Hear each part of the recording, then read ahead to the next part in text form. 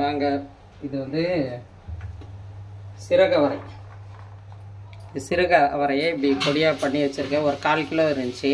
அது கூட கத்திரிக்காய் போட்டு பண்ண போகிறேன். எண்ணெய் ஊற்றி கடுகு போட்டிருக்கேன், 4 உளுத்தம்பருப்பு போட்டிருக்கேன், பூண்டு 4 பூண்டு போட்டுக்கலாம். பூண்டு உடம்புக்கு நல்லது, அதனால தான் நான் எல்லா பொருளையும் பூண்டு உளுத்தம்பருப்பு வந்து சுவைக்காகவும் சத்துக்காகவும் சேர்க்குறேன். எல்லாத்துலேயும் சேர்ப்பேன் உளுத்தம்பருப்பு, சுவைக்கும் சத்துக்கும் சேர்த்து.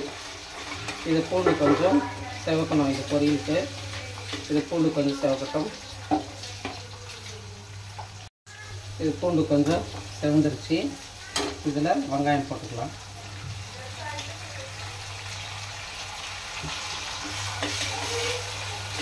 கொஞ்சம் வெங்காயம் கொஞ்சம் நல்லா வதங்கட்டும். இது கொஞ்சம் வதங்கட்டும். பாருங்க, இவ்வளோ வதங்கிடுச்சு, கண்ணாடி பதம் வந்திருக்கு. இதில் ஒரே ஒரு தக்காளி இது போட்டுக்கலாம், ஒரே ஒரு தக்காளி தான்.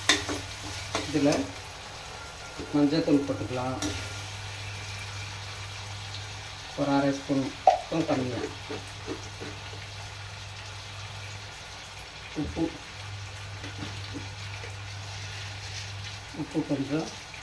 கொஞ்சமாக சேர்த்துக்கலாம், பார்த்துக்கும் போட்டுக்கலாம். இது நல்லா வதங்கணும்.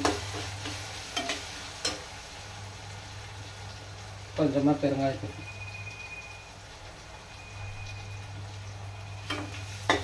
இது நல்லா வதங்கட்டும்.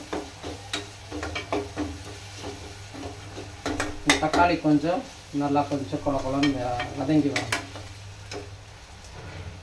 எப்போவுமே எல்லாமே 1 by 1 வதக்குங்க, வதங்கட்டும் அப்படியே. இதில் இந்த சிறகவரை க்ளீன் பண்ணி வச்சுருக்கேன், இது சேர்த்துக்கலாம். நான் இது அவரைக்காய் கொஞ்சமாக இருந்தது, அதனால் சும்மா ஒரு 2 கத்திரிக்காயும் கூட சேர்த்துக்கிறேன், நல்லாயிருக்கும். பொரியல் பண்ணால் நல்லாயிருக்கும், கத்திரிக்காயும் கூட சேர்த்து, அதனால் சேர்த்துக்கிறேன்.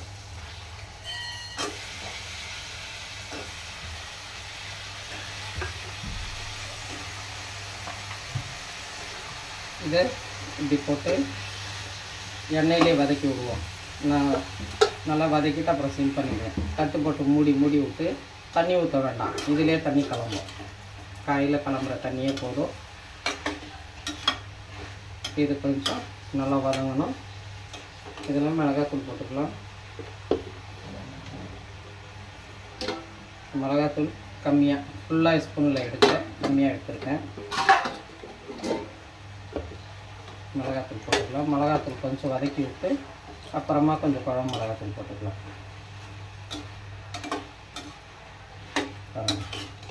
இதிலே தண்ணி கிளம்போம், தண்ணியை ஊற்ற தேவையில்லை, அதுவே வந்துடும் கரெக்டாக. எல்லாத்துலேயும் கூட கொஞ்சம் குழம்பு மிளகாத்தூள் யூஸ் பண்ணிக்கிறது, அது கொஞ்சம் மசாலா ஒட்டின மாதிரி நல்லாயிருக்கும். அதனால் 1 ஸ்பூன் போட்டிருக்கேன். அது அவ்வளோ காரம் இருக்காது, ஆனால் நல்லாயிருக்கும். பாருங்க, இப்படி வரணும் பொரியல். இப்படி மசாலா சேர்ந்து வந்தால் தான் நல்லாயிருக்கும், காரம் சாரமாக நல்லாயிருக்கும் சாப்பிட்றதுக்கு. இது தண்ணியை ஊற்ற வேண்டாம், இதிலே வதங்கட்டும். 1 by 1 மசாலா போட்டு அப்பப்போ திருப்பி போட்டு வதக்கி விடுங்க, அப்போ நல்லாயிருக்கும். கொஞ்சம் நீங்கள் எல்லா பொரியலுக்கும் பாருங்கள், சாம்பார் பொடி ஒரு 1 ஸ்பூன் போட்டுக்கோங்க, அவ்வளோதான்.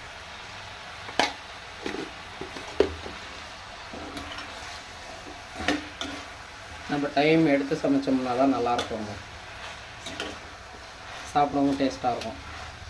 இப்படி இருக்கணும் பொரியல் மசாலாவோட. இது இப்போ சிம்மில் வச்சுருவேன் நான்.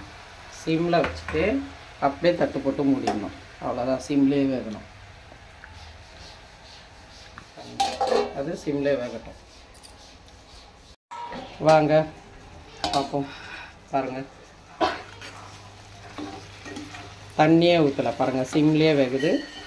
இப்படி சிம்மில் வேக வச்சா தாங்க நல்லாயிருக்கும். அந்த காய் ஒன்றோட ஒன்று மசாலா ஒட்டி இருக்கும்,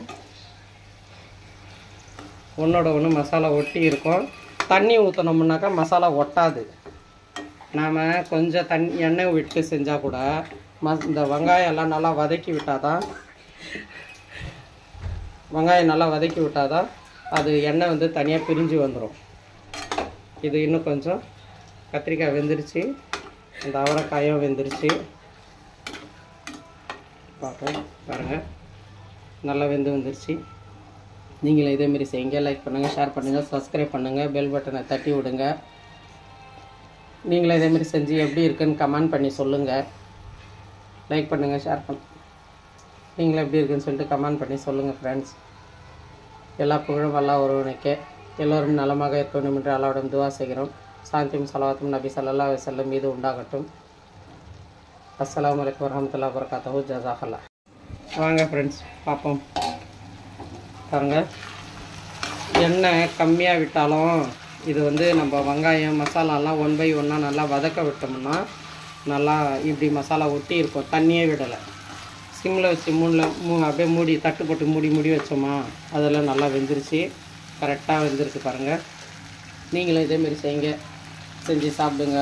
வாங்க சாப்பிட்லாம். லைக் பண்ணுங்கள், ஷேர் பண்ணுங்கள், சப்ஸ்கிரைப் பண்ணுங்கள், பெல் பட்டனை தட்டி விடுங்க.